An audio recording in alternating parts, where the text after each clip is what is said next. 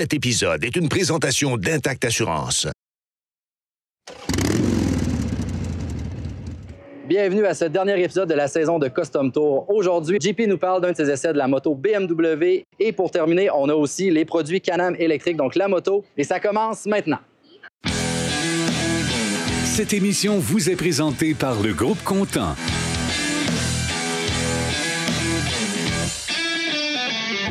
Bonjour à tous et à toutes. Aujourd'hui, j'aimerais vous parler de mon essai que j'ai effectué avec la BMW F900XR. En Europe, on appelle ça un trail routier. Pour l'avoir testé dans le gravier, je vous confirme que si vous achetez ce type de moto-là pour faire du gravier, bien, vous n'achetez pas la bonne chose. Il y a de bien meilleures options. Point de vue ergonomie, la moto est très confortable. Par contre, c'est d'un petit gabarit. Si vous mesurez dans les alentours de 6 pieds, c'est peut-être pas la moto idéale. Par contre, moi, avec ma taille, j'étais bien heureux avec la hauteur de selle à 820 mm d'être capable de toucher les 2 pieds au sol, chose qui ne m'arrive pas souvent. Pour ce qui est du confort, c'est très intéressant et à vrai dire, c'est confortable. Faire des voyages avec ça, ce serait pas un problème. Je me suis senti un petit peu à l'étroit, comme je mentionnais tantôt, et à ce moment-là, au bout d'une heure, une heure et demie, j'étais content de prendre une pause. Mais somme toute, c'est une moto confortable et agréable à rouler, point de vue ergonomie. Si maintenant on parle des contrôles et des options de cette moto-là, bien évidemment, on a la même recette que BMW nous sert depuis plusieurs années. Les contrôles ici avec la molette, même chose de l'autre côté ici. Gros problème, je trouve, de ces contrôles-là, c'est qu'ils ne sont pas rétro-éclairés. Donc, du moment que vous faites des sorties qui se terminent à la pénombre, c'est un petit peu compliqué quand on veut naviguer dans les menus parce que les boutons ne sont pas visibles le soir. Pour ce qui est de la suspension, très efficace. À l'avant, la suspension est ajustable manuellement ici. Et à l'arrière, on a deux options, soit le mode Road et le mode dynamique. En mode Road, c'est assez confortable, surtout si on passe de longs moments sur la moto. En mode dynamique, bien, ça le dit, là, la suspension est un petit peu plus ferme et c'est à ce moment-là aussi qu'on peut s'amuser un petit peu plus avec la moto. Par contre, qui dit suspension plus ferme, dit aussi on sent tous les défauts de la route parce que cette moto-là est capable de bouffer beaucoup de route. Et lorsque la suspension est ferme et que la route est en mauvais état, on le sent assez bien avec cette moto-là. Point de vue maniabilité, cette moto-là est incroyable. J'ai été capable de faire des manœuvres à basse vitesse. Dans le trafic, cette moto-là se manie comme un charme. C'est vraiment facile. On parle du moteur BMW de 900 cc. C'est un moteur qui est développé en Allemagne par les ingénieurs de BMW. Par contre, qui est de conception chinoise. Le moteur est fait en Chine. Le moteur a été raffiné. J'ai eu l'occasion de rouler à l'époque le 850. Maintenant, c'est l'évolution, c'est le 900. Et le moteur est beaucoup plus souple, le moteur est beaucoup plus agréable et surtout, le son provenant du moteur est beaucoup plus agréable que son prédécesseur. Le moteur vient avec 3 modes de conduite. Le mode Rain, à ce moment-là, les accélérations sont beaucoup plus douces. Question de mieux contrôler les accélérations lorsque la surface est mouillée. Le mode Rain va aider aussi pour ce qu'on appelle le traction control, le contrôle de traction, et aussi l'ABS pour que le tout soit maximisé sur surface mouillée. En mode Road, c'est le mode que j'ai trouvé que le moteur était le plus docile, pas le plus agréable parce que c'est pas nécessairement le mode dans lequel le moteur est le plus enthousiasme. Par contre, très facile à manier et très agréable aussi, juste assez dans le trafic pour se sortir du trou, mais en même temps, pas se laisser intimider par ce moteur-là. En mode dynamique, bien, c'est là que le moteur nous donne tout son enthousiasme. Par contre, à 105 forces de moteur, comparativement au moteur de la Yamaha MT-09, on est un petit peu en recul. Donc, c'est pas un moteur qui va dicter le rythme, mais par contre, on est capable de maintenir un bon rythme avec cette moto-là. Et en mode dynamique, on a vraiment des accélérations beaucoup plus intéressantes. En conclusion, cette moto-là a beaucoup de potentiel. Si on veut utiliser une moto pour un moyen de transport, c'est-à-dire pour aller travailler, pour aller faire des commissions ou quoi que ce soit, cette moto-là est très agile et très facile dans le trafic. Si on veut aussi aller s'amuser en mode dynamique, on est capable d'aller se faire du fun avec cette moto-là sans aucun problème. On a un bon comportement. pas hyper sport, on n'est pas là du tout, mais c'est un comportement assez sportif et c'est un comportement qui est assez intéressant. Et aussi facilement équipable de valises. Si c'est votre première moto de sport touring, cette moto-là peut vous amener loin et c'est assez confortable pour de longs trajets. J'aimerais remercier BMW Canada qui m'a permis de pouvoir m'amuser avec cette moto-là pendant 2 semaines. Pour plus d'informations, suivez-nous sur nos réseaux sociaux, abonnez-vous à notre page YouTube et suivez-nous sur customtour.ca. Plaisir à moto est de retour pour une nouvelle saison. Une série de 15 capsules vidéo de road trip en groupe pour sensibiliser, éduquer et influencer les conducteurs au bon comportement de conduite à adopter à moto. Plaisir à moto en toute sobriété, c'est la découverte que rouler en sécurité, c'est savourer pleinement chaque sensation, tout en assurant sa protection et celle des autres. Soyez de l'aventure avec nous. Plaisiramoto.com.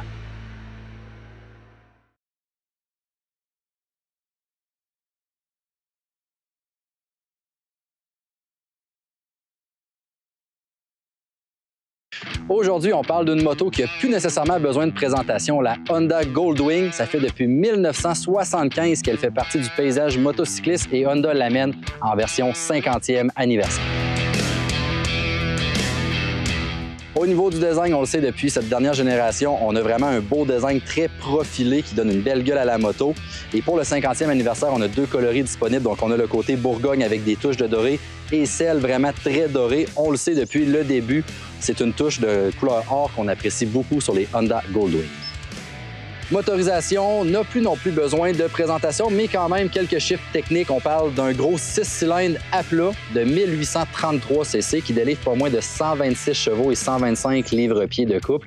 Donc c'est un monstre quand même de puissance et très torqueur. C'est une moto pour faire de la très longue distance, puis pas avoir besoin de beaucoup rétrograder pour accélérer puis dépasser les voitures. Au niveau de la transmission maintenant, le modèle d'essai qu'on a, on a la transmission automatique avec double embrayage. C'est smooth avec les différents modes de conduite, elle vient se moduler, donc c'est une excellente option et on peut aussi la choisir en mode manuel. Évidemment, un des points forts de cette moto-là, c'est bien sûr la panoplie d'équipements qui vient de série. Donc, on a le gros écran au centre de 7 pouces avec la navigation, l'Apple CarPlay maintenant sans avoir à brancher le fil. C'est excellent. Puis aussi, bien, les poignées chauffantes et sièges chauffants, autant conducteurs que passagers, ça l'amène vraiment un petit oomph de plus, puis le confort au niveau de la conduite. Impression de conduite, première chose, on embarque sur cette moto et on le sait, elles sont reconnues pour le confort absolu. C'est ce qu'on a encore avec la Goldwing. À l'avant, on a un double bras triangulaire, donc on n'a pas une fourche inversée comme on a généralement sur les motos. Et heureusement, ça fait toute la différence. Vraiment, l'absorption des chocs sur cette moto-là est absolument parfaite, autant à l'avant qu'à l'arrière, qu'on soit simple ou à 2. Tout est fait parfaitement du côté d'Honda. Motorisation parfaitement adaptée, on a du power en masse, on est capable d'avoir du fun. Ça n'a pas l'air d'une moto sportive, entre parenthèses, mais avec le mode sport, on a une délivrée de puissance qui est assez impressionnante. On a des accélérations qui sont fulgurantes et les 7 vitesses très bien étagées de la transmission fait de la magie. Moto de grand tourisme absolu signifie aussi qu'on amène souvent quelqu'un avec nous et la personne en arrière n'est vraiment pas en reste, donc un confort qui est encore une fois absolu, très confortable, des gros repose-pieds et à mentionner que quand on les ferme, on garde quand même la ligne du véhicule, donc c'est très bien fait du côté de Honda. Et bien sûr, même la Honda Goldwing n'est pas parfaite, donc premier point d'amélioration souhaité au niveau des contrôles. Il y a plein de gadgets, ça fait beaucoup de boutons, donc c'est quand même assez complexe à maîtriser. Heureusement, ils sont rétro-éclairés de nuit, donc c'est un petit plus là. Deuxième point vraiment important, au niveau des valises latérales, on manque un peu de place, on n'est pas capable de venir glisser un casque. Aussi, on essaie de rendre la moto beaucoup plus mince, étroite, et à ce moment-là, ça nuit un peu au niveau du stockage. En contrepartie, la version Touring, bien, on a le gros Tour Pack, puis là, on est capable quand même de venir mettre les casques, mais si on opte pour la version Bagger, c'est quelque chose à considérer. Et finalement, dernier point d'amélioration, un peu plus personnel, mais je sais que certains motocyclistes partagent le même. Quand on conduit cette moto-là, on a tellement un confort absolu, on a un carénage qui protège bien, on a un peu une conduite qui devient aseptisée, puis ça joue en fait un peu contre la Goldwing parce qu'on perd un peu l'essence même puis l'expérience quand on roule en moto. En terminant, si vous cherchez une moto qui est absolument équipée de A à Z, la Goldwing est là. On le sait, ça fait 50 ans déjà qu'elle fait partie du paysage motocycliste. On va s'en souhaiter un autre. L'équipe de Custom Tour voudrait bien sûr remercier Honda Canada pour le prêt de la moto d'essai et suivez-nous sur les réseaux sociaux pour ne rien manquer.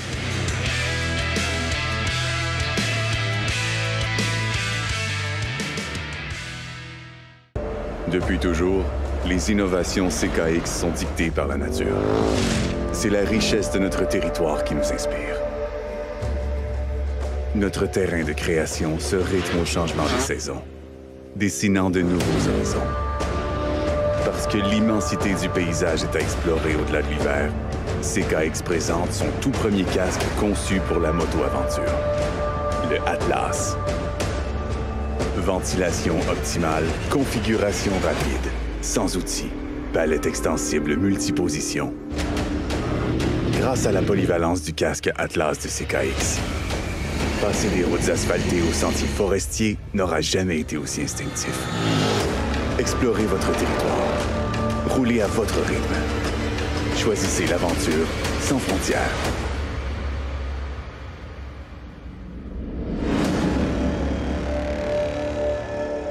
Atlas par CKX. Cette capsule vous est présentée par Intact Assurance.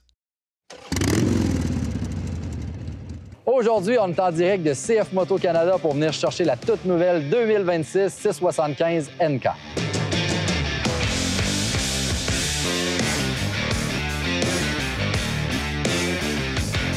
Côté du style et du design, on la reconnaît un peu de la 675 SS que j'ai eu la chance d'essayer, que j'ai adorée. Elle est tout aussi sexy dans sa version dénudée.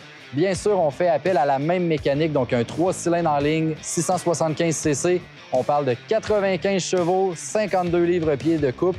Donc, dans son gabarit, avec seulement un 189 kg sur la balance, on a une moto qui est très dynamique. À l'avant de la moto, on remarque tout de suite la même signature lumineuse qu'on retrouve sur la famille NK. Des beaux détails très aérodynamiques. Parlant d'aérodynamisme, quand on se penche au niveau des freins, on a une plaque de plastique qui vient faire comme un corridor. Donc, quand on utilise très intensément les freins, on veut garder le système le plus froid possible. Puis avec ce tunnel aérodynamique-là, on vient refroidir directement le galloper. Parlant de freinage, on a 2 disques de très grande dimension à l'avant avec des étriers à double piston Girouane. Donc, on le sait, derrière, c'est Brembo. On a une belle puissance de freinage, mais aussi très facile de le moduler. À l'arrière, maintenant, on a la belle même ligne lumineuse qu'on a sur la 675 SS. Très sexy, très distinctif. On aime ça sur le chemin. Et aussi, encore une fois, on a plein de beaux petits tunnels aérodynamiques qui rajoutent beaucoup au côté esthétique de la moto.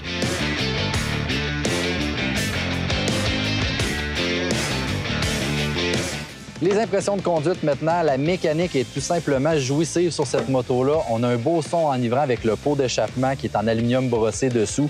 Donc, on a un son qui est omniprésent, qui nous pousse à monter la moto dans ses tours dans les régimes moteurs. On parle pas loin d'une limite qui va quasiment jusqu'à 12 000 tours minute. Donc, on a quelque chose qui délivre beaucoup sa puissance à très haut régime, à mi-régime aussi. À bas régime, on a l'impression qu'il manque un petit peu de finesse. Peut-être que d'avoir des modes de conduite différents donnerait une toute autre dynamique à la moto. Point de mention sur cette moto-là, c'est le côté électronique. Donc, on a accès à différents dispositifs qui augmentent l'expérience de conduite. On a bien sûr l'écran de 5 pouces TFT couleur à l'avant qui donne toutes les informations et même un peu plus. On a accès à la connectivité Bluetooth avec l'application CF Moto Ride, qui est vraiment génial. On a accès à un steering damper, donc un stabilisateur au niveau de la direction. Si on frappe des petites craques, c'est vraiment génial de l'avoir. Et aussi la mention du Quick Shifter pour passer les rapports vers le haut. Fonctionne très bien. Malheureusement, un point d'amélioration, ça aurait été le fun de l'avoir aussi qui soit bidirectionnel. Donc, pour descendre les vitesses, il va falloir encore utiliser le levier d'embrayage. En conclusion, la 2026 CF Moto 675 NK est une super de belle nouveauté dans le marché des naked bikes de moyenne cylindrée. Clairement, elle devrait faire fureur. Merci à CF Moto Canada pour le prêt de la moto d'essai et suivez-nous sur les réseaux sociaux pour ne rien manquer.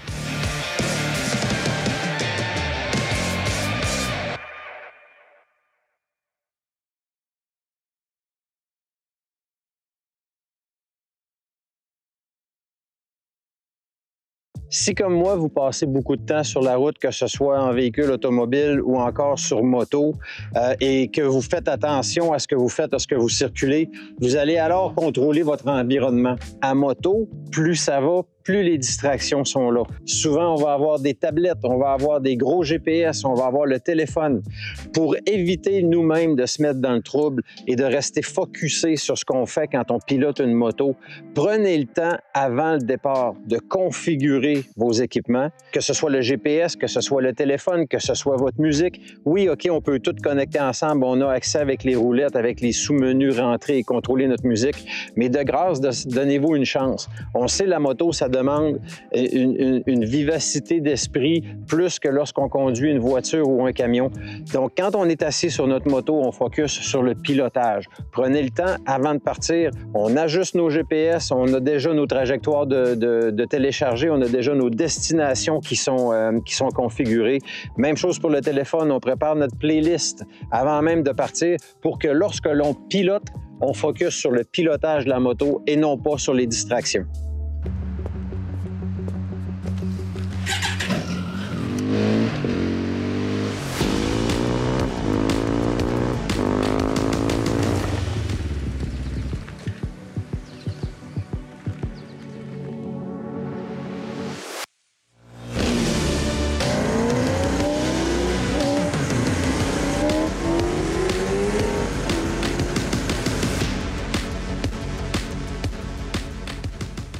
Review un peu spécial aujourd'hui. On le sait, il y a l'électrification des transports qui s'immisce un peu partout et c'est le cas du côté des motos. On a avec nous la Can-Am Origin et on a aussi fait l'essai de la Pulse 2025. Premièrement, au niveau de l'allure, on le voit, c'est une moto qui est assez minimaliste. On a quand même une très belle signature lumineuse autant à l'avant qu'à l'arrière avec le U lumineux en rouge. Ça se démarque sur le paysage motocycliste. On a comme donné un peu une forme architecturale avec le fait qu'on n'a pas de tank à gaz, quand même de garder de quoi de typique moto, mais quand même avec une signature qui est très reconnaissable. Motorisation maintenant, on a le Rotax e-Power. Bien sûr, c'est un moteur électrique. On parle d'une performance de 35 kW, 47 chevaux pour l'équivalent. Et aussi, au niveau du couple, on parle de 53 livres-pieds. Ce qui est impressionnant au niveau de l'électricité, c'est que c'est vraiment très prompt. Donc, quand on tourne l'accélérateur, on sent la puissance et toute la puissance instantanément grâce au potentiomètre. Moteur électrique rime bien sûr avec le fait d'avoir une batterie qui donne une certaine autonomie qu'on va adresser plus tard. On le voit, il est situé ici derrière le beau plastique jaune. Très beau rappel aux origines de la marque, bien sûr. On a quelque chose de différent. On a un système de refroidissement et aussi on va appeler réchauffement. En fait, c'est que la batterie, on veut toujours qu'elle soit optimale au niveau de sa délivrée de puissance vers le moteur. Donc, dépendamment de la température, soit qu'on va refroidir la batterie ou chauffer la batterie pour toujours avoir une performance et une autonomie optimale aussi. Bien, on parle d'un 0 à 100. Dans le cas de la Pulse, qui est le modèle plus urbain qu'on a testé aussi, on parle d'un 3,8 secondes, donc c'est très performant. Puis le modèle comme ça, Dual Sport, on parle d'un 4,3 secondes, donc c'est des motos qui sont quand même très performantes. Point digne de mention, il y a vraiment eu un travail qui a été fait au niveau des ingénieurs pour être sûr d'intégrer la batterie avec la moto et non de créer un châssis autour. Donc à ce moment-là, on vient minimiser le poids total de la machine. On parle de 187 kg ou 412 livres, ce qui est très bien pour une moto de ce type-là.